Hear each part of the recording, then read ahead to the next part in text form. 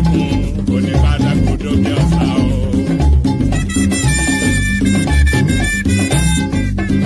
àwọn òkè ńlá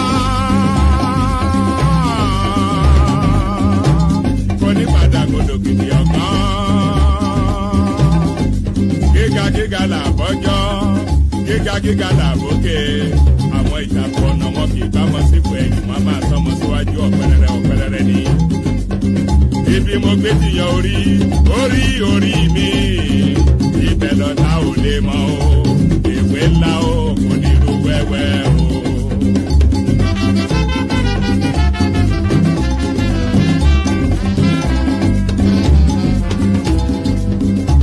ojú la fẹ́ ni ọmọ aráyé ò fẹ́ nìkan dínú ẹni afẹ́ la mọ̀ o àwọn ẹni tó fẹ́ ni o. ẹbí lè dání ọ̀rẹ́ lè dání ọmọ lè dání ìyàwó lè dání ṣùgbọ́n orí ẹni ní ń gbé ní òrìṣà ní ń gbé ní bí orí òsì o. ibi mo gbé ti yan orí mi ibẹ̀ lọ́tà ò lè mọ o ìwé ńlá o kò ní ru wẹ́wẹ́ o. ọ̀tá ìgbàgbọ́ ẹ ṣọ́ra ọ̀tá òkùnkùn ẹ ṣe wọ̀ orí ló mọ bí ẹsẹ̀ nílé o. ẹ bá gbé náà lérí ẹ bá ṣẹlẹ̀ yẹ láyà ikú bá jẹ bọ́ níta ikú àfàwọ́ sílẹ̀ o èmi ajé fi tí kò rí rè o. alágbẹ̀mọ rèé adájọ́ òdìyẹ kéde aṣọ gẹrẹ ẹ má lè dákẹ́rẹ́ à èmi ajé fi tí kò rí rè o.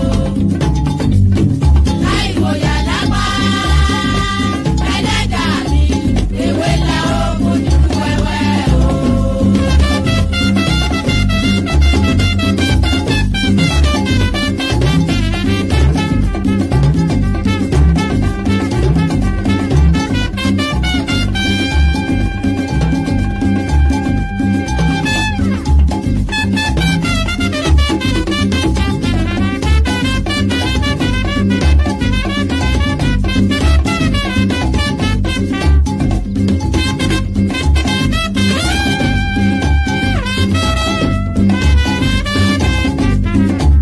Olúwa jọ̀wọ́ yé bá mi bẹ̀rù mi dórí oyin sáyé mi ìbùkún sí iṣẹ́ òòjọ́ mi káyé mi tòrò ó kọ́nà mi tòrò bẹ́ẹ̀ ni ìtàkùn tó ní kéré má gòkè erin àfiṣe bàtà lọ bẹ́ẹ̀ ni ìgbà ẹranko wọn kì í dènà dẹkùn má bá re délé mi ìwọ Ìlédùmarè o ìwé ńlá o kò ní ru wẹ́wẹ́ o.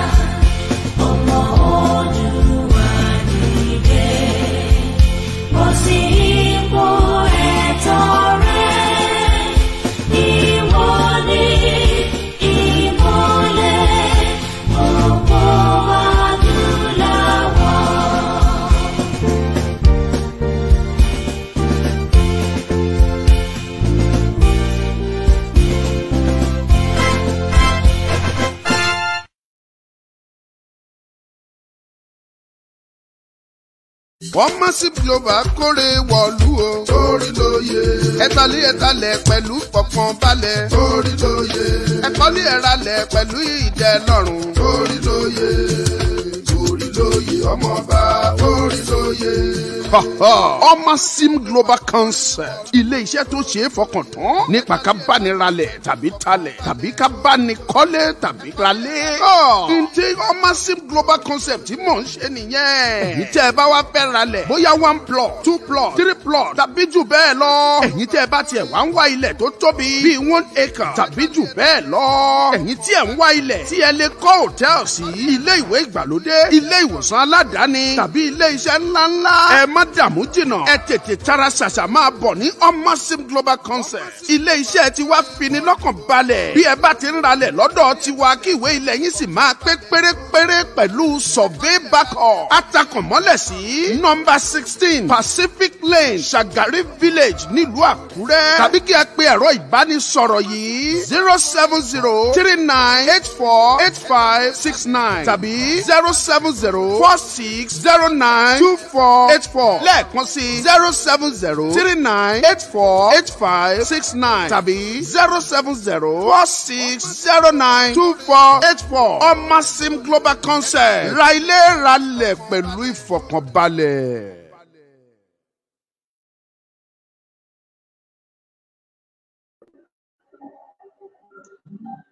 mo kí gbogbo ẹ̀yin ọmọ Yorùbá nílé lóko lẹ́yìn òní níbi tí ẹ ti wò wá káàkiri àgbáńlá ayé Ọmọlúkà yìí rèé òun dé gẹ́gẹ́ bí mo ṣe dé gẹ́gẹ́ bí ṣe bí ọmọ wọn apèdè má pètà náà Ọmọlúkà ọmọ àṣàkókò yìgbò mo kí gbogbo yìí ẹ kú lé àwa ọba tìjà wá lè ní bàbá wa kan ti sọ̀rọ̀ ó ní ká má máa sọ̀rọ̀ onítìrí mọ́ ká tiẹ̀ fún onítìrí ilẹ̀ ká pàtì àwa là ń pọ́nlé àwa là ń gbé gẹ́gẹ́ òótọ́ ni a máa pàtì tọrọ ẹ ò tiẹ̀ àti ẹni jẹ́ kó jọ wá lójú so kò sí kan tí a fẹ́ máa ó kàn jẹ́ fún ẹ pé sometimes kò sí bàtà ní máa ro ọ̀rọ̀ ẹ̀ náà ìdí ni wípé tó bá ti mú ẹnu bà ibi tí nǹkan ti máa bàjẹ́ tó bá ń gbé àwọn ìgbésẹ̀ tó máa bà nǹkan jẹ́ sí iwájú tiwa àwa máa voice a máa sọ so kò sí kan tá a lè ṣe ju pé ká sọ̀rọ̀ jáde but kì í ṣe gbogbo ìgbà that is why lẹ́yìn báyà àtúrí ẹ̀ wá kí ni àwọn àǹfààní tá a tún fẹ́ rí tá a fi ń pariwo kí la rí tá a fi ń pariwo pé Yorùbá gbọ́dọ̀ dá dúró àti wípé ẹ̀yin wo lẹ gbọ́dọ̀ kópa gan-an nínú ìjàngbara yìí tí ó fi máa tó gbogbo wa lọ́wọ́ kí láǹfààní tá a fẹ́ rí bẹ́ẹ̀ kí ni nǹkan tá a rí tá a torí ẹ̀ dìde kí lọ́mọdé yẹn mọ́ rí tó fi ń pariwo kí ni bàbá Akíntóyè rí tó fi ń pariwo kí ni Ọláyọmí Kóìkí lórí ẹ má bínú bí oṣù kejì ṣe mi kí lọ́láyọmí Kóìkí rí tó fi ń pariwo kí lọmọlúkà rí kí ni Lady K rí kí ni bàbá Èkìtì rí kí làwọn home based media gbogbo kẹ wọn home based media tó kù kí ni wọ́n rí tó fi ń sọ pé Yorùbá nation lọ́nà ṣe bí Yorùbá ló sọ pé tí ò bá nídìí obìnrin ò ṣáà ikú mólú torí yẹn la ṣe délé ní mo kí gbogbo ẹ̀yin olólùfẹ́ mi gbogbo ẹ̀yin tí ẹ ń wò mí ní Facebook mo kí yín ẹ káàbọ̀ David Ṣótúndé ọ̀kan làwọn mo kí yín o brother mi Ìbíyẹmí Ọláì ó mà tó ọjọ́ mẹ́ta o ẹ kú ọjọ́ mẹ́ta ẹ kú ètò ìlú o bẹ́ẹ̀ tí ẹ béèrè Ọmọlúkà mọ́ aṣáàkiri pé ẹ kú ọjọ́ mẹ́ta màmá mi kan Fort Adélẹ́yẹ mo kí yín o ẹ kú iṣẹ́ ìlú ẹ kú kó lè dá ẹ kú àdúró tì ẹ̀yin tèmi náà ní TikTok mo gbé fún yín ó ti yé yín bẹ́ẹ̀ ẹ ṣé gan mo appreciate gbogbo yín ìyá mi Bùnmi one kudos to you Bùnmi one èèyàn lẹ́yìn tí bá ti rí yín ọkàn mi balẹ̀ so mo kí gbogbo yín mo appreciate yín.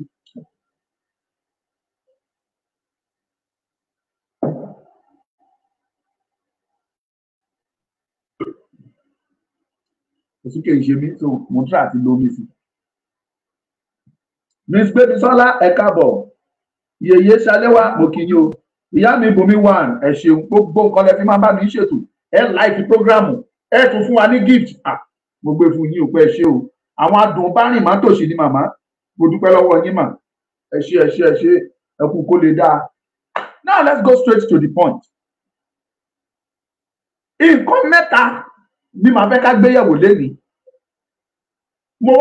mo bẹ̀ yín ẹ má torí pé bóyá àsọ̀rọ̀ bínú àsọ̀rọ̀ ìjà kẹ wá kọ̀ kẹ má pín ètò yìí ẹ jọ̀ọ́ ẹ bá mi pín ẹ jọ̀ọ́ ẹ make sure pé ẹ ṣí ètò yìí Adékúnlé Tajudeen you are welcome Akeem Olúwadámiláre ẹ káàbọ̀, Akanamago TV ẹ káàbọ̀ sórí ètò. Mo kí yín pé ẹ ṣeun, ẹ kú àdúrótì àrọ́wọ́ yín.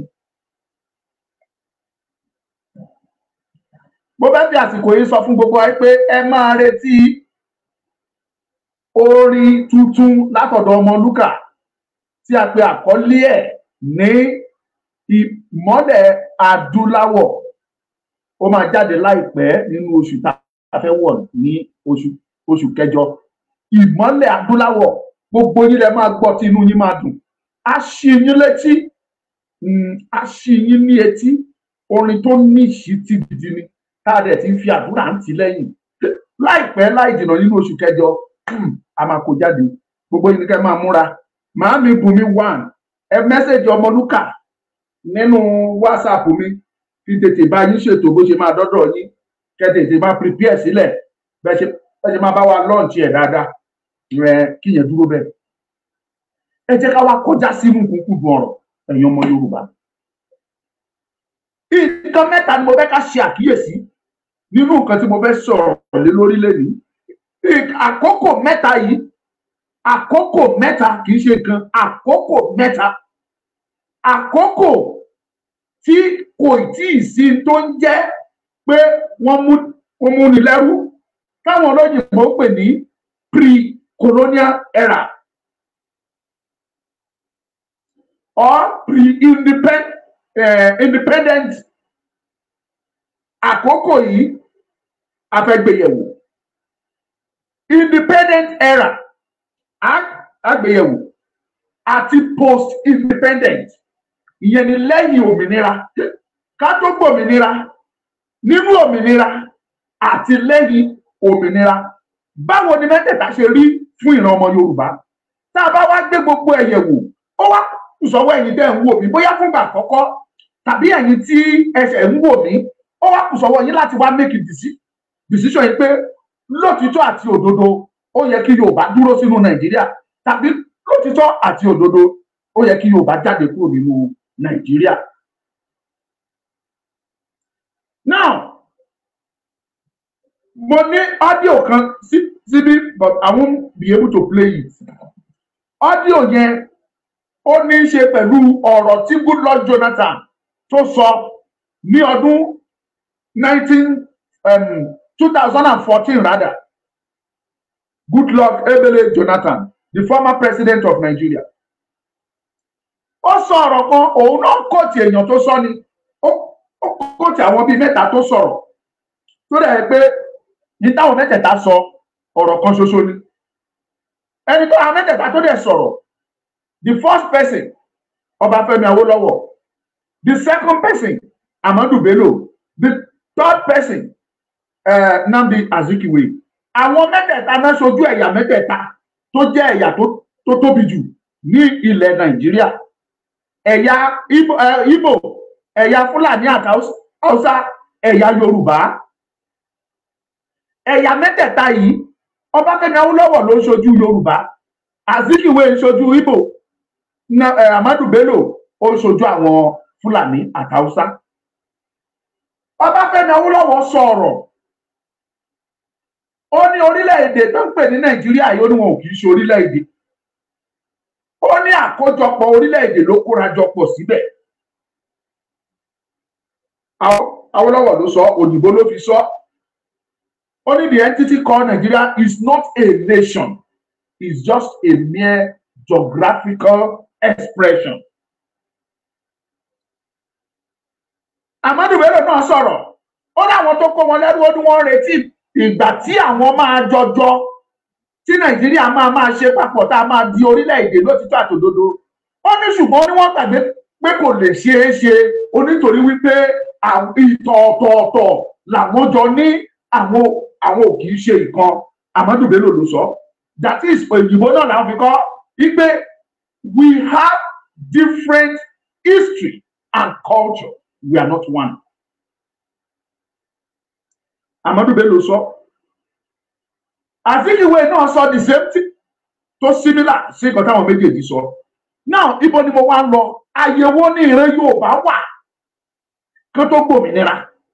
Tá a bá ń jà, ipe a gbọ́dọ̀ jáde kúrò ní Nàìjíríà tí bàbá Akíntóyè níbi tí bàbá yìí kàwé dé níbi tó mọ tó yeye dé tẹ́tẹ́ ọ̀tọ̀ tún ní tiwa bàbá history ni bàbá ṣe àwọn tó bá ṣe history wọ́n lọ kẹ́kọ̀ọ́ wọ́n á padà sẹ́yìn wọ́n á lọ ṣe study ìtòsí ẹni tí wọn ò bí ní 1918 something á padà sí 1800 that is 18th century á lọ ṣe research ìtòsílẹ̀ bí 18th century iná pè ní historian nìyẹn wọ́n á ṣiṣẹ́ yẹn lọ sẹ́yìn láti lè mú ìtòsílẹ̀ látọdún náà láti lè mú jáde. Professor Banji Akintoye is an historian. Ó ti padà sáwọn ọdún yẹn láti mọ bí ìran Yorùbá ṣe rí, ó mọ detail nípa ọmọ Yorùbá, ó mọ ìtàn wa, ó mọ bó ṣe ń lọ. Ó lè má perfect, orúkọ náà ni. Ó lè má perfect, ṣùgbọ́n ó ti kẹ́kọ̀ọ́ nípa ẹ̀, is an historian. Àyẹ̀wò ni Yorùbá wà kí tó gba òmìnira. Ẹ jẹ́ ká wá mú láti ká tó wá gba kó tó di pé wọ́n lẹ̀ wá papọ̀ ní 1914 ẹ jẹ́ ká mú. Ní 1901 ilẹ̀ Yorùbá already wọ́n ti wà established káàkiri àgbáyé tí ò sí pín program yìí ò ṣe torí bí mo ṣe ń ṣèké ẹ má bínú kẹsà ẹgbọ́n tí mò ń sọ ní kókó. Ilẹ̀ Yorùbá ti wà established kó tó di 1914. Now ní gbogbo àkókò tá à ń sọ yìí ilẹ̀ Yorùbá ní ìjọba wọ́n ní ìṣàkóso lábẹ́ Aláàfin Ọ̀yọ́ ní ìṣàkóso yẹn wà wọ́n ní ìjọba tí wọ́n gbogbo nǹkan ló pé pérépéré.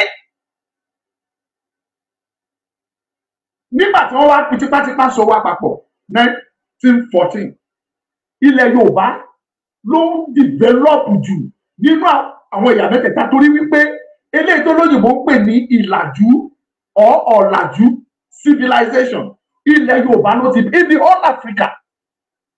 Ẹ lọ ṣe ìbéèrè ẹ wádìí ẹ lọ sórí fóònù yín ẹ Google ẹ kẹgbẹ́ jáde pé àwọn ẹ̀yà wo ló kọ́kọ́ civilize ní Africa agbèjáde fún yín pípẹ́ ẹ̀yà Yorùbá wà bẹ́ẹ̀ tí wọn bá kọ́ wá ṣe number 1 á jẹ́ pé number 2 but nígbà tẹ́mi iṣẹ́ kí ẹ̀ láti ẹ mọ̀ fún àwọn tó ń ṣe gbogbo kí níwọ̀n yẹn oríṣiríṣi náà máa gbé jáde. Yorùbá has been a civilized nation. Kó tó di pé wọ́n wá colonize wa àti after colonization which is pre-independence. Yorùbá ti wà established adẹ̀ ti wà civilized tó jẹ́ pé wọ́n mọ ìran Yorùbá ní gbogbo àgbáyé. Yorùbá as a nation ní gbogbo ilẹ̀ Áfíríkà wọ́n ti mọ ìran Yorùbá ipe ìran kan tó ń pè ní Yorùbá. Ìran Yorùbá wà lára àwọn ìran l'Áfíríkà tó kọ́kọ́ kàwé tó kọ́kọ́ gboyè nípa ètò péyàn lọ yunifásitì. Ìran Yorùbá wà lára àwọn ìran l'Áfíríkà tó kọ́kọ́ lọ. Now nígbà tó di ọdún 1930 lójú Yorùbá ti bẹ̀rẹ̀ sí ní là sọ̀rọ̀ yunifásitì tán ti ń lọ. As at 1918 lọmọ Yorùbá ti jáde tó ti lọ yunifásitì. Kò tí ì sí yunifásitì ní Nàìjíríà nígbà yìí ṣùgbọ́n ọmọ Yorùbá gbéra wọ́n lọ sókè òkun wọ́n lọ yunifásitì níbẹ̀. Títí tó fi di àkókò táwọn Ọbáfẹ́mi Awólọ́wọ̀ tí wọ́n gbéra lọ sí òkè òkun tí wọ́n lọ kẹ́kọ̀ọ́. Ọbáfẹ́mi Awólọ́wọ̀, Ládòkè Akíntọ́lá, Fúnṣọ́ Williams, ṣé Fúnṣọ́ Williams ló ń jẹ́ irọ́? Not Fúnṣọ́ Williams. Ọba Akran Ọbadàgìrì. Williams ni bàbá yẹn náà jẹ́ bóyá kíní kan Williams lòun náà jẹ́ nígbà yẹn. Gbogbo wọn yẹn wọ́n jọ lọ àti Fani Káyọ̀dé and co wọ́n jọ lọ sí ìlú òyìnbó ni wọ́n lọ kẹ́kọ̀ọ́ kótó wọ́n wá establish University College tí wọ́n establish sí Ìbàdàn ní 1940 if not 1946 it will be 1947.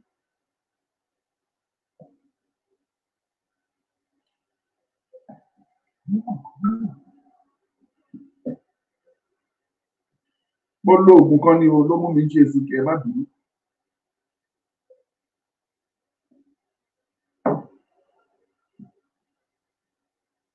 Mami Esther Adétòun, God will bless you.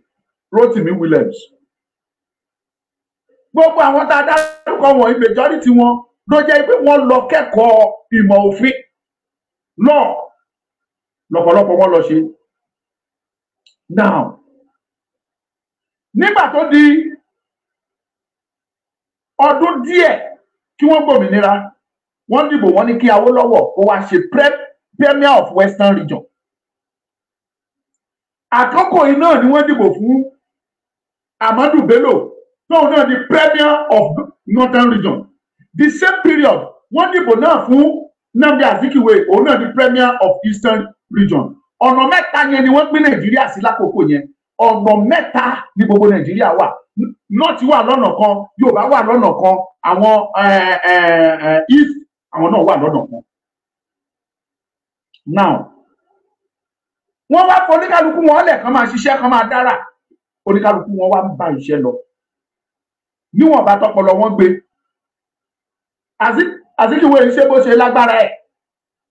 Ahmadu Bello ń ṣe bó ṣe lágbára ẹ̀. Awólọ́wọ̀ náà ń ṣe bó ṣe lágbára ẹ̀. Ṣùgbọ́n Awólọ́wọ̀ fàkọyọ, ó ta wọ́n yọ ní gbogbo ọ̀nà. Awólọ́wọ̀ dábírà, ó dá àrà ní àkókò yìí. Píríọ̀dù yẹn gangan ni Yorùbá ti wá wọ wàhálà. Ó wà lára kan tó fi máa ń dùn mí lórí ọ̀rọ̀ bàbá Awólọ́wọ̀. Wọ́n ti ní kí n má máa sọ mọ́ pé bàbá Awólọ́wọ̀ pé ó gbìyànjú nílẹ̀ Yorùbá. Bàbá gbìyànjú, ṣùgbọ́n nítorí mo fẹ́ ṣe ààrẹ Nàìjíríà kò jẹ́ k'Awólọ́wọ̀ rí tó ń jábọ̀ tó fẹ́ jálu. Náà gbogbo ẹ̀yin tẹ́ jẹ́ bàbá fún mi tẹ́ jù mí lọ tẹ́ ń wá ètò yìí. Mo sọ fún yín, ẹ fúnra yín, ẹ sọ títọ́ àti òdodo.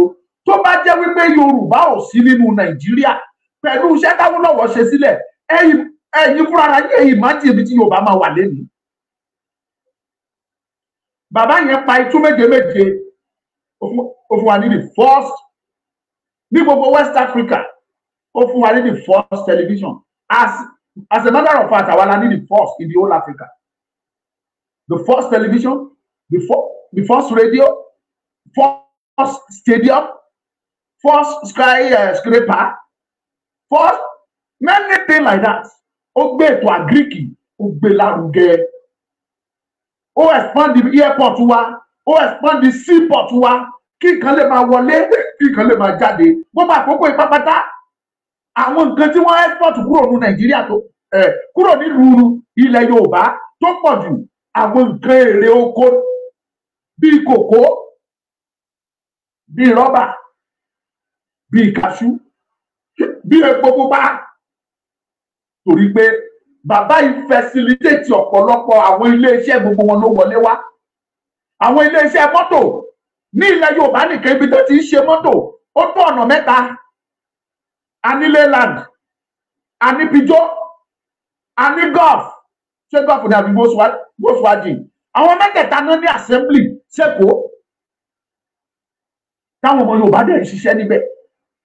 Ká má sọ̀rọ̀ àwọn iléeṣẹ́ tó ń ṣe àwọn nǹkan míì bí aṣọ, a ní textile oríṣiríṣi, a ní àwọn iléeṣẹ́ tó ń lo rọ́bà wa tó fi ń ṣe táyà bíi Dunlop, bíi Michelin. Gbogbo wọn náà wà nílẹ̀ Yorùbá tí àwọn ọmọ Yorùbá dẹ̀ ń ṣiṣẹ́ ń bẹ̀, tí gbogbo nǹkan dẹ̀ ń dùn tó dáa. Gbogbo ìlú dẹ̀ tòrò, kò sẹ́ni tó ń lọ skul tó sanwó. Kò sí pé wọ́n jíyàn gbé, kò sí jàgídíjàgan, kò sí ọmọ gáràjì, kò sí nǹkan tó jẹ́ ọmọ gáràjì, kò sí nǹkan tó jẹ́ tọ́ọ̀gì. Gbogbo ilé tó bá ti jí, ìtọ́ máa wà lọ́kàn wọn ni pé nínú ilé wa ọmọ wa gbọ́dọ̀ kàwé, ó gbọ́dọ̀ lọ skul, ó gbọ́dọ̀ ní dìgírì. Torí pé tọ́mọ bá ń lọ skul ní àkókò tá à ń sọ wọ̀nyí, tó bá lọ, tó bá lè tiraka tó lọ yunifásitì tó dé, ògo ńlá kan nínú ilé wọn. Wọ́n máa tọ́ka sílẹ̀ wọn ní sọmọ pé lágbájá ti lọ skul, ó ti lọ yunifásitì, ó ti dé. Inú wọn á máa dùn, ayọ̀ wọn á máa pín pé wọ́n lọ́mọ tó kàwé tó lọ yunifásitì. Ìdí ni wípé gbogbo nǹkan ló ń lọ létò. Awólọ́wọ̀ ṣètò gbogbo ìjọba ẹ̀ yẹn, ó wà very very perfect and okay.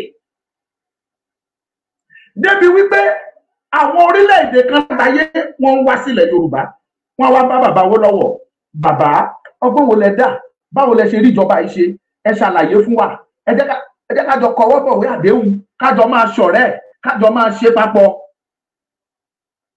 mi ò rọ́wọ́ ní ẹ̀yin tẹ́ ń wò mí ní TikTok ẹ máa bá mi like ẹ̀ please. bàbá àwọn kọ́ńtírì ńláńlá tó jẹ́ pé nígbà yẹn wọ́n kéré wọ́n wẹ́ gbogbo náà wá ń báwó lọ́wọ́ àwọn bíi Japan àwọn bíi Israel àwọn bíi France fúnra wọn àwọn bíi kíná orúkọ kọ́ńtírì àwọn bíi Brazil àwọn bíi Korea àwọn bíi Portugal gbogbo ẹ̀ la kà nínú ìtàn gbogbo wọn lọ́wọ́ ń bá bàbá Awólọ́wọ̀ kódà a gbọ́ nínú ìtàn yìí pé àwọn Japan wọ́n wá sọ́dọ̀ Awólọ́wọ̀ wá yá owó tó dẹ̀ wà on record di ọ̀la ìgbé Japan wá yáwó lọ́wọ́ Awólọ́wọ̀ when Awólọ́wọ̀ was the premier of Western region. Today the GDP of Japan alone is more than $4 trillion. The gross domestic product GDP one is more than 4 trillion. But Yorùbá tó wá yáwó lọ́wọ́ ẹ̀ tó bá pa gbogbo GDP gbogbo Yorùbá papọ̀ lẹ́nìí kò wọ 200 billion.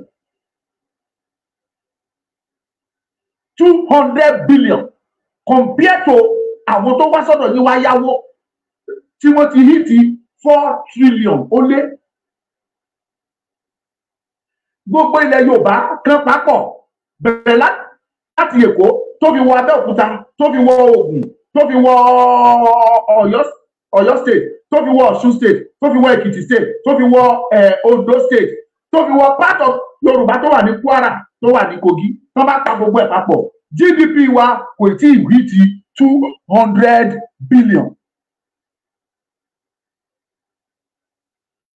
Tí àwọn tó dẹ̀ wá yáwó lọ́wọ́ yín nígbà yẹn which is the pre ni mo sọ̀rọ̀ lé lórí pre-independence tó jẹ́ pé lẹ́nìí they were already one clean 5 trillion non-fact benule by 2025.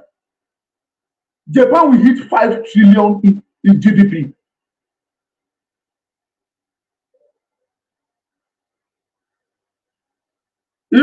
Ibro Chelsea, thank you, God bless you.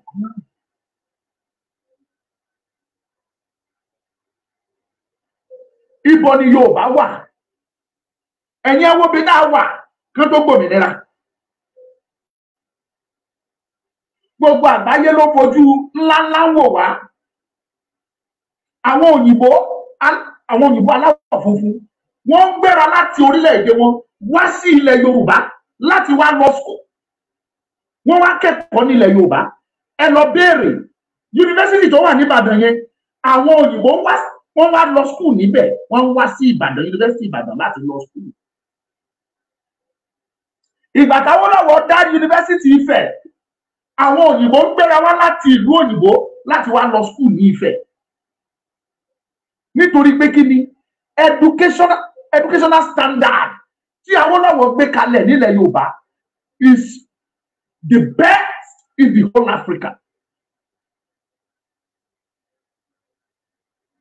Tó bá ti lè rí ẹ ipe ilẹ̀ Yorùbá yìí ló ti lọ school tẹ́rí certificate yẹ wípé you are a graduate of UI University of Ibadan tẹ́rí certificate yẹ kò sí ibi náà ní gbogbo àgbáńlá ayé tó lè mú wọ̀ wọ́n máa wá ẹkí wọ́n máa wá ẹkí tó máa welcome ẹni pé you are welcome wọ́n máa fi ṣe bẹ́ẹ̀ tó bá tiẹ̀ rí ẹ pé you are a graduate of University of Ibadan. Nígbà táwọn lọ́wọ́ tó dá University Ifẹ̀ tó bá rí ẹ ipe University Ifẹ̀ ló ti jáde wọ́n máa fi ṣe bẹ́ẹ̀ ni pé jọ̀ọ́ máa bọ̀ as a graduate of Ifẹ̀ ẹ̀yin tẹ́ ẹ lọ́bẹ̀ ẹ̀yin tẹ́ ẹ mọ̀ nípa ẹ̀ ẹ sọ fún Ọmọlúkà pé rọ́ ló pa.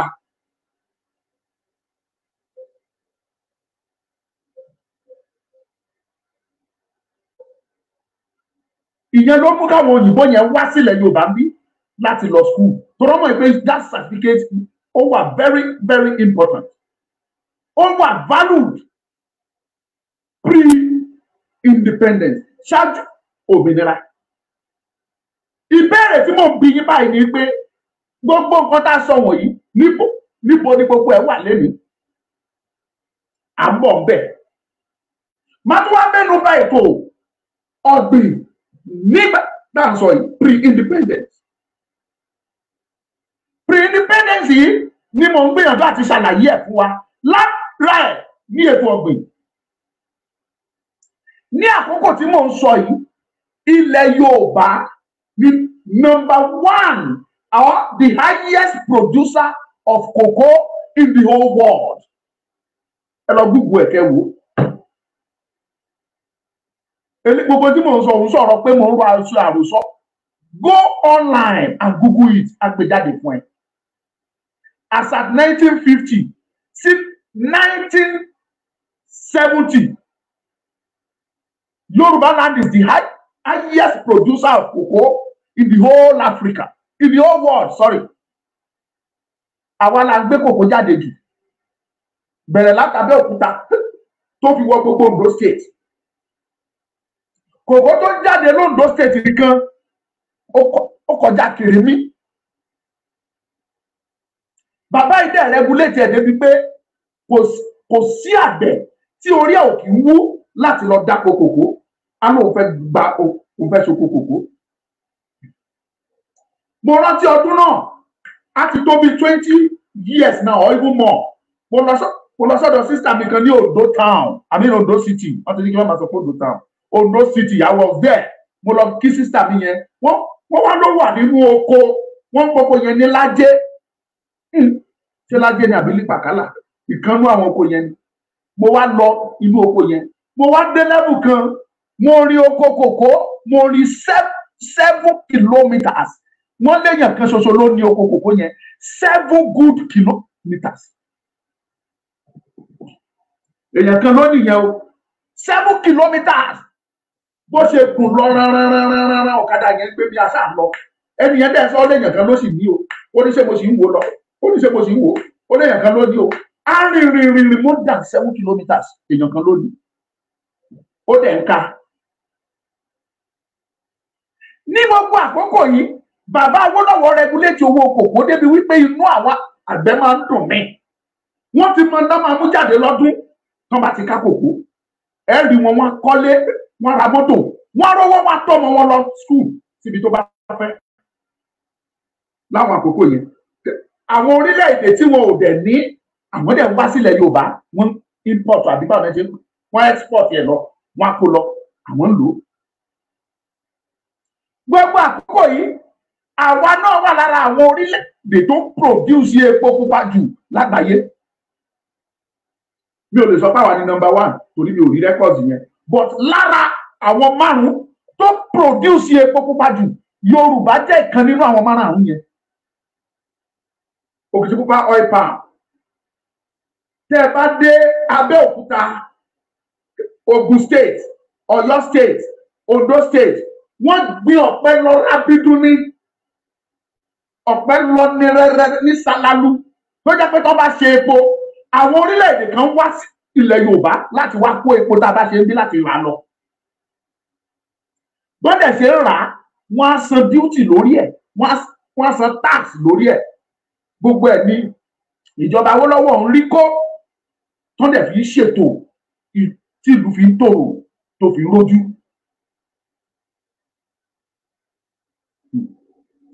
Náà, mo sọ̀rọ̀ epo. Epo táwa fi ń ṣakọ ńgbà yẹn, ẹ̀yìn tínú wa dùn síta fi ń ṣakọ, níbo ni a wà lénìí? Mò ń bọ̀ bí ò tí ì dé. That is agricultural aspect of it. Pre-independent. Ká tó gbòmìnira. Ẹ bá mi pín ètò mi ìrọwọ́ yín. Ẹ̀yin YouTube mi ò rọwọ́ yín, ẹ pín. God bless you.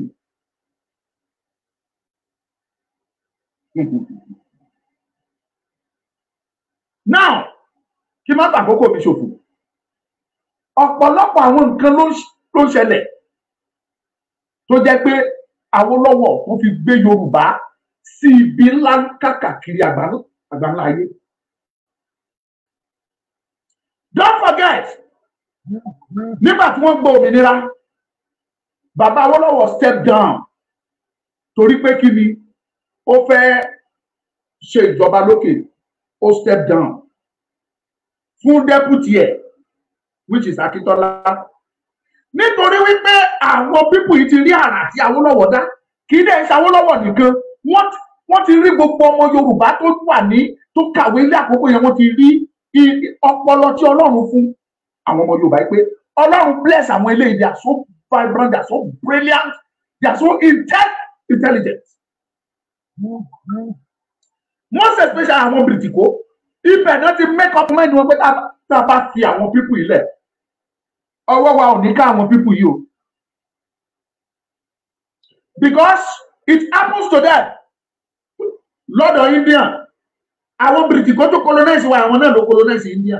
Wọ́n ti gbé àwa àti àwọn pípù yẹn, wọ́n ti gbé wa yẹ̀wò, wọ́n ní pé àwọn eléyìí la lè pè ní contemporaries, kì í ṣe àwa àti Fúlàní, kì í ṣe àwa àti Haúsá, kì í ṣe àwa àti Igbo. They were never in any way our contemporaries. Wọ́n ò tiẹ̀ súnmọ́ wa lọ́nà kankan, wọ́n jìnnà sí wa pápá. Àwọn òyìnbó yẹn ti gbé wa yẹ̀wò, wọ́n ti rí pé àwọn tá a lè pè ní contemporaries fáwọn Yorùbá were the Americans, the Indians. Wọ́n ti wò wá fínífíní, wọ́n rí pé ọpọlọ àwọn ọmọ Yorùbá pé dànù. Àwọn Bìrìtìkó dẹ̀ ní ẹni táwọn máa mú lẹ́rú títí dọjọ́ alẹ́, òun làwọn wá ní tiwọn títí di ọ̀la, àwọn ló ṣe ń colonize wa. But what they told you was that you have been given an independence. Wọ́n fún yín independence officially, but lábẹ́lì wọn ò fi yín lọ́rùn lẹ̀. The British still control Nigeria up to this moment. Àwọn ló ṣe ń pàṣẹ Nigeria. Ẹni tó bá fẹ́ kó jẹ ààrẹ ló jẹ́. Ẹni tó bá fẹ́ kó ṣe president Nigeria ló ń ṣe. Àwọn Bìrìtìkó.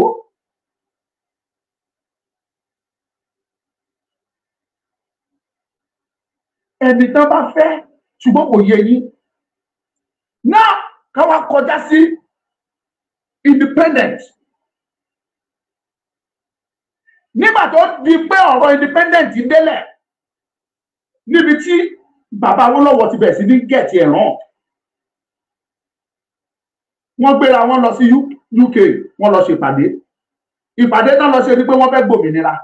Ìtàn táwa gbọ́ ni wípé àwọn Haúsá sọ lọ́jọ́ náà lọ́wọ́ páwọn ò tí ì ṣetán. Ó yẹ kí bàbá Awólọ́wọ̀ gba òmìnira tí fún ọmọ Yorùbá as per Western region kó gba òmìnira.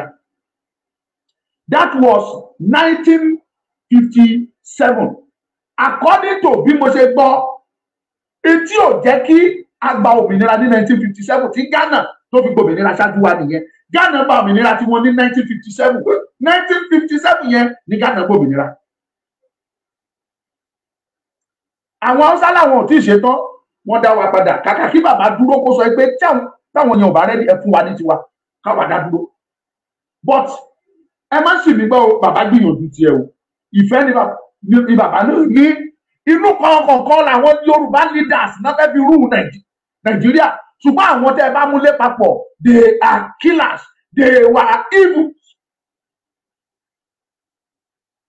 Àwọn apààyàn ni wọ́n, ìkà ni wọ́n, àwọn tẹ́ ẹ bá múlé papọ̀.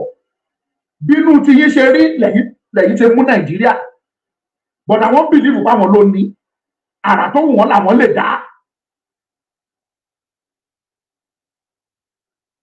Bàbá Awólọ́wọ̀ padà dé nígbà di 1960, wọ́n padà lọ ẹ fún wa lómìnira, wọ́n fún wọn ní date, ẹ lọ prepare di October 1st.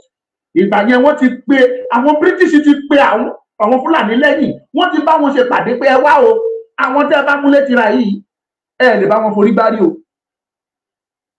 Gbogbo nǹkan náà fi jù yín lọ o, wọ́n gbé jù yín lọ, wọ́n kàwé jù yín lọ, wọ́n ní àlùmọ́ ọ̀rá ilẹ̀, wọ́n ní jù yín lọ, wọ́n lómi òkun láti lè máa ṣípò ọjà wọn o. Gbogbo nǹkan ló fi dáa jù yín lọ. Ìdí ni wípé láti bẹ̀rẹ̀ ló ti mọ̀ pé àwọn pípù yẹn kò sí kankan. nítorí kán lè máa fi owó ìsàlẹ̀ ń bí tán pè ní south kán lè máa fi tún òkè lọ́hùn tó jẹ́ north kán lè máa fi tún ṣe. Òun ni wọ́n ṣe amalgamate wa papọ̀ ní 1914. Tẹ́ ẹ bá rí tí gbogbo wa ń pariwo pé àfi tí Yorùbá bá jáde kúrò ní Nàìjíríà, kì í ṣe pórí wa ò pé, kì í ṣe bá kórìíra èmi gẹ́gẹ́ bí ẹnìkan. Ẹ má rí mi bẹ́ẹ̀ ni pé ṣe ni mo kórìíra Tinubu, torí kò yí ọ̀pọ̀lọpọ̀ yín. Yorùbá ò lè wà nínú Nàìjíríà ká gòkè. Ẹ fúnra la yín, tẹ́ ẹ bá fi òjòrò, tẹ́ ẹ bá fi irọ́, tẹ́ ẹ bá fi èké, tẹ́ ẹ bá fi gbé ọ̀rọ̀ yìí, ẹ jòkó ní òtítọ́ ní ti Ọlọ́run. Ẹ wo Yorùbá nígbà bàbá wo lọ́wọ́, ẹ wá compare tó Yorùbá àsìkò yìí. Kẹ́ ẹ wá fúnra la yín sọ jáde kẹ́ sọ fún mi, ṣé Yorùbá lọ síwájú àbí Yorùbá lọ sẹ́yìn? Mo sọ̀rọ̀ education kan tó gbòmìnira. After tá a gba òmìnira láti 1960 títí di àkókò yìí, tẹ́ ẹ bá wo ètò ẹ̀kọ́ ilẹ̀ Yorùbá, ẹ rí pé ojoojúmọ́ ló depreciate àbí báwo ni kì í ṣe lóyìnbó yẹn, ló shrink. Ká sọ pé nǹkan yọ, the value of education in Yorùbá land ó yọ. Gbogbo àkókò tá à ń sọ yìí, the best in mathematics Yorùbá náà ti máa gbé jáde, best in English language Yorùbá ni, best in chemistry, best in this, best in that. Gbogbo ẹ̀ pátá ilẹ̀ ọmọ Yorùbá lè máa bá bẹ̀. But lẹ́ni ẹ̀ lè bọ́ ọmọ Yorùbá mọ́ o, because intentionally wọ́n damage gbogbo educational system Yorùbá. Wọ́n dẹ̀ sọ fún yín pé ṣebí education lẹ́lẹ́ ẹ fẹ́ fi máa ṣe akọ, ẹ fẹ́ fi education máa ṣàkọ sí wa. And that is why intentionally tó fi bà educational system gbogbo Yorùbá náà bójú ẹ̀ jẹ́. Kò wá sí nǹkan tó yí anybody mọ́. Ó ní bọ́n ṣe ṣètò ẹ̀kọ́ nígbà yẹn, ó ní bọ́n ṣe ṣètò àwọn subjects, wọ́n dojú gbogbo ẹ̀ wọ́n dojú ẹ̀rú, wọ́n fún papọ̀. Kò wá àwọn tó ń kẹ́kọ̀ọ́ gan kò yé wọn mọ́. Nígbà tí tíṣà gan tí ò understand nǹkan dáadáa, báwo ló ṣe fẹ́ kọ́ ọmọ school tó máa yé? As of today, kò sí value nínú education Yorùbá mọ́. Tẹ́ bá rí tọ́mọ kan lọ school tó jáde tó lóun mú A9, ẹ wá díẹ̀ dáadáa. Ẹ lọ find out ibi tó ti ṣe exam yẹn, ẹ rí i pé dájúdájú ọlọ́gbọ́n tó ń dá sí. Wọ́n lè dọ́gbọ́n sí bẹ́ẹ̀ torí pé kí ni wọ́n fẹ́ kí school yẹn gba oríyìn, wípé school yẹn náà ti rí ọmọ tó ní A9.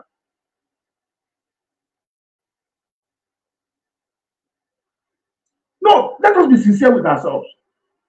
Tí bá dá school sílẹ̀, tí school mi tí mo wá support ọmọ kan tó ní A9 nínú wáyẹ̀kì ẹ̀, orúkọ school mi ni wọ́n dá, wọ́n ní school yá àwọn ọmọ ìwé níbẹ̀. Parents á máa rush wọn fẹ́ kọ́ ọmọ wọn wá, wọn onímọ̀ ọgbọ́n ni mo dá sí kí school mi lè gbóríyìn, èmi dẹ̀ dọ́gbọ́n sí ni. But ní àkókò gbà yẹn kò sí private school. Kí private school tó bẹ̀rẹ̀ nílẹ̀ Yorùbá, ó ní ibi tá a bá dé. Gbogbo period táwa fi lọ school mi ò tí ì gbọ́n tó ń jẹ́ private school. Ó lè wà o, bọ̀ mi ò gbọ́. Now, gbogbo period táwa ń sọ wọ̀nyí, àwọn ọmọ máa ń jókòó tó máa ń ka ìwé ni. Wọ́n kà á ayé wọn. Tó bá ṣe exam yẹn tí wọ́n bá pass yẹ, wọ́n á tún eléyìí tí ẹ̀ wò bí ẹ̀ bá fẹ́ kó kàwé dandandandan. Tó bá ṣe ìdánwò yẹn tí ò bá ṣe ẹ̀, òbí á dá padà, á ní kó lọ ka ìwé sí i. Tó bá kà á dá padà síbi exam yẹn, á ní kó lọ tún kà. Á lọ kà á, á yé, á padà ṣèdánwò, á pass. Tẹ́ bá gbé wá, irú ẹni yẹn ẹ̀ rí i pé á lè defend nǹkan tó kọ́ tó kà, á lè defend it. But nowadays, tọ́mọ bá ní A9, ẹgbẹ́ wá pé kó defend it. Don't be surprised. Tẹ́ bá gbé jòkó ìní normal, ẹgbẹ́ síwájú ẹ̀ pé kó máa defend it. Ẹ kàn discover pé òdo lá máa gbàjọ.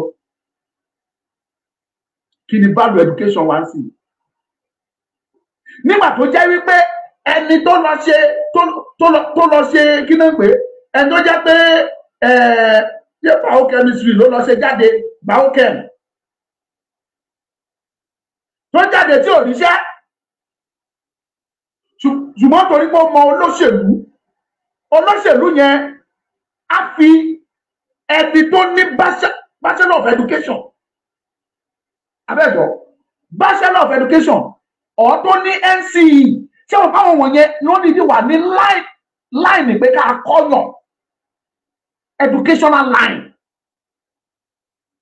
gbogbo kan tá a sọ is a matter of profession ẹni tó lọ ṣe NCE tó ní bachelor of education ó yàtọ̀ sí ìwọ tó ní bachelor of science ọ̀ tó ní bachelor of arts ìwọ tó bá ní bachelor of arts ọ̀ tó ní bachelor of education ẹ̀yin méjèèjì ẹ lè kọ́yàn ní school nítorí pé ẹni tó ní bachelor of science biochem nítorí pé ó mọ olóṣèlú yẹn akọrúkọ ẹ̀ fáwọn tó fẹ́ kọ́ fún asẹ́ndì ẹ̀ lọ sí ministry wọ́n á fi ẹni tó nímọ̀ nípa ẹ̀kọ́ tó jẹ́ pé nǹkan tó dìdì lọ́kọ́ wọ́n á fi sílẹ̀ wọ́n á wá gbé ẹni tó ní biochem wọ́n á gbé wá wọ́n ní kó wá máa kọ́ biology ẹnìkan dẹ̀ ṣe biology yẹn jáde biology education ó ṣe jáde ní university kò ríran lọ́wọ́ kò ní school ti ṣiṣẹ́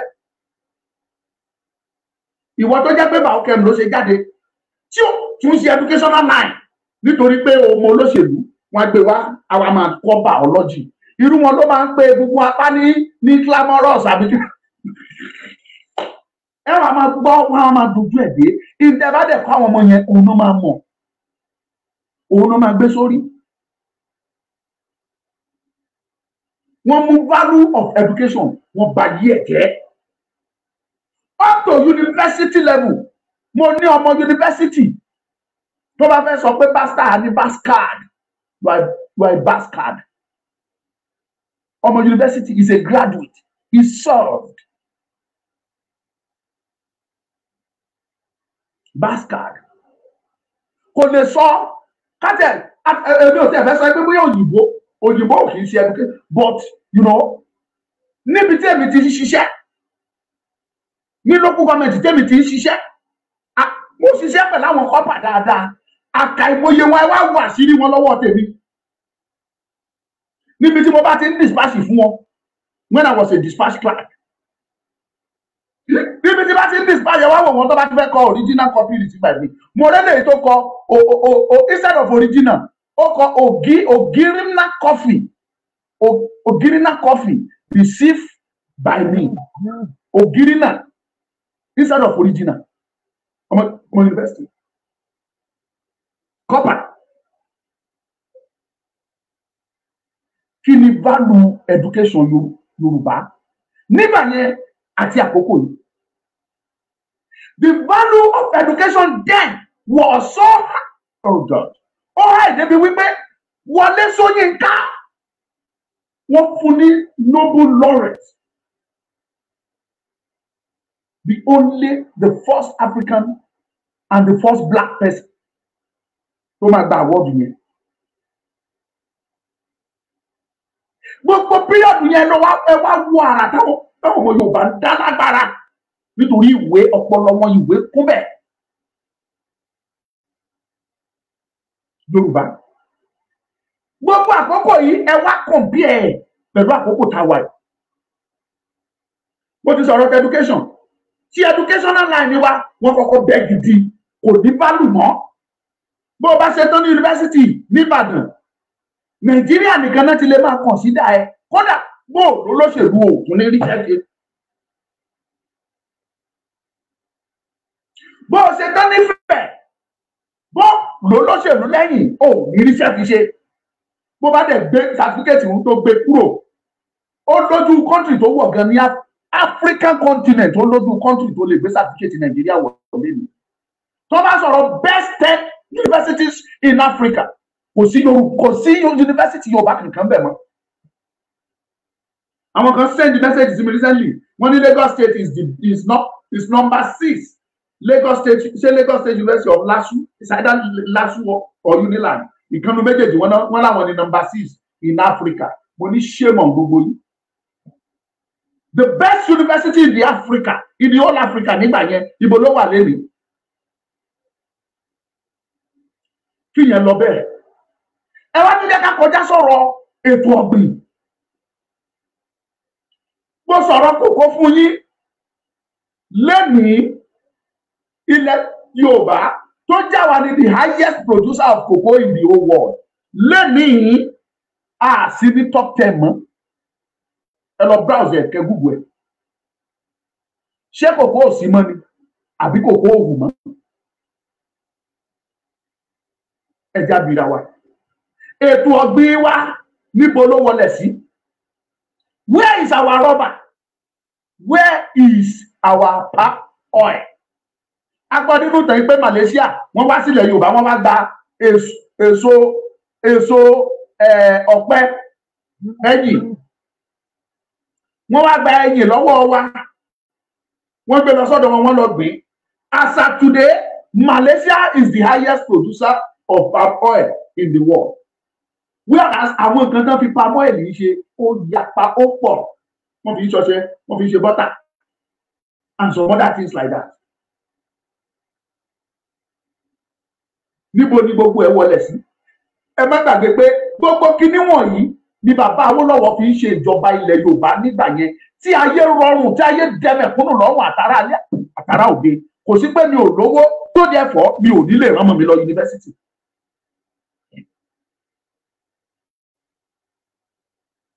Gbogbo kinní wọ̀nyí ni bàbá yẹn fi ń sọ̀rọ̀. Kò sí epo. Wọ́n discover epo ni but wọn ò tiẹ̀ fọwọ́ kan, wọn ò tápà pẹ̀lú ẹ̀. Láwọn àkókò yẹn ibo ni kòkó wa wọlé sí, ibo ni kaṣú wa wọlé sí, ibo ni all those things. Kódà gbé pé bàbá Awólọ́wọ̀ ṣe oko ńlá kan sí Abẹ́òkúta tí wọ́n ti tó jẹ́ oko màlúù modern nígbà yẹn ni o modern ìgbà yẹn modern cattle ranching. Bàbá fúnra rẹ̀ ṣe lóye bàbá débẹ̀ ẹ máa rí màlúù tó wù yín àwọn màlúù tó jọjú. Tí bàbá lọ sí Brazil tó lọ kó wá gbogbo ẹ̀ náà fagilé, gbogbo ẹ̀ náà parẹ́. Lẹ́nìí wọn ò fi àyè sílẹ̀ fún ọmọ Yorùbá àti ṣoko mọ́. Ọmọ Yorùbá tó bá wọnú oko tó lóun fẹ́ ṣoko sí ikú ló wá. Tọ́ ò bá kó màlúù jẹ oko ẹ̀ tọ́ bá jẹ tán wọ́n tún ṣàlàdà àwọn apá sínú oko. Àkókò tá à ń sọ yìí pre-independence kan tó gbòmìnira. Kò sígbà tó ò lè rìn, kò sí kan tó jẹ́ gbọ́mọgbọ́mọ, kò sí kan tó jẹ́ kidnapping. You can walk anytime, táwa bá sọ pé ẹ̀rù ń bà wá àti rìn lálẹ́, ẹ̀rù ń bà wá ni torí kálùjọ̀nù tàbẹ́ bọra kó má jáde sí wa tó bà wá lẹ́rù. Kì í ṣẹ̀rù ẹni tó fẹ́ jí wa gbé o, kì í ṣẹ̀rù ẹni tó fẹ́ kidnap. Ẹ̀yin màmá mi ẹ mọ̀ náà, gbogbo bàtàwà wà ní kékeré tẹ́yìn wà ní kékeré, tẹ́ ẹ̀ bá lè jáde lágbo kan òru aago méjì òru kẹ́ ẹ rìn. Kí ló bà yín lẹ́rù ń gbà yẹn? Ẹ bẹ̀rù kẹ́ má pàdé òkú, kẹ́ má pàdé ìwí, ìtẹ́ ìbẹ̀rù nìyẹn. Kì í ṣe kí gbọmọgbọmọ má jí yín gbé. Bọ̀ láyé òde òní òkú ò bà yín lẹ́rù mọ́. Torí ẹlòmíì gan jókòó tí òkú ẹ̀ tá máa sùn tí àwọn ìbá mọ̀ ẹ̀sìn ilé àsùn sẹ́gbẹ̀ẹ́. Ẹ̀rù òkú ò bà yín mọ́, ẹ̀rù ìwí ò bà yín mọ́, ẹ̀rù kidnapper lóyìn bà yín lọ́sàn-án lóde.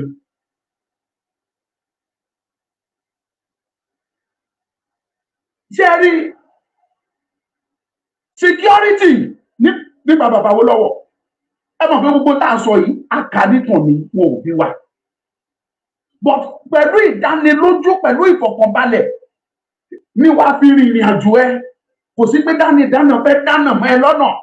Wọ́n á gbowó lọ́wọ́ ẹ, wọ́n á fìyà jẹ ẹ́, wọ́n á tún kidnap ẹ lọ. Kò sí gbogbo wọn yẹn. But nowadays, ẹ̀rù òkú ò bá anybody mọ́, ẹ̀rù kidnapper lórí ìbá gbogbo yìí. Tá a bá wá rí gbogbo eléyìí, ẹ̀yin olóríire ọmọ Yorùbá, ẹ̀yin onímọ̀ tẹ̀sí ní ọpọlọ nínú ìran Yorùbá tí ajá ò tí ì jẹ ọpọlọ ẹ̀. Tó láwọn kan wà tájá jẹ ọpọlọ wọn tí ò sí kankan lórí wọn mọ́. Ó ní òye ò ṣe yé wọn. Tẹ́ ẹ bá rí gbogbo eléyìí tẹ́tẹ̀ ní àròjinlẹ̀ pẹ̀lú ẹ̀, ẹ̀yin wá ń sọ fún mi pé kò tọ́ kí Yorùbá jáde. Ìbáṣepọ̀ tí ò mú ìdàgbàsókè bá ẹ, why are you forcing yourself into it?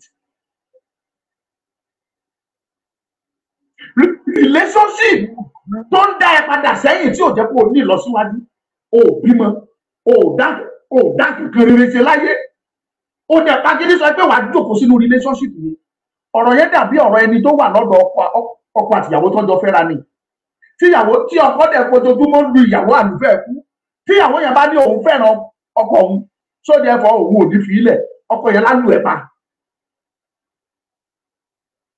And that is what is happening to Yoruba people today. Those people tó sọra wọn di ọkọ mọ́ wa lọ́wọ́ táwọn bìrìtì kó tó fi ṣe ọkọ fún wa wọ́n ti fẹ́ lu Yorùbá pa ṣùgbọ́n Yorùbá kọ̀ ó ní kò sí tó jọ fáwọn òní jáde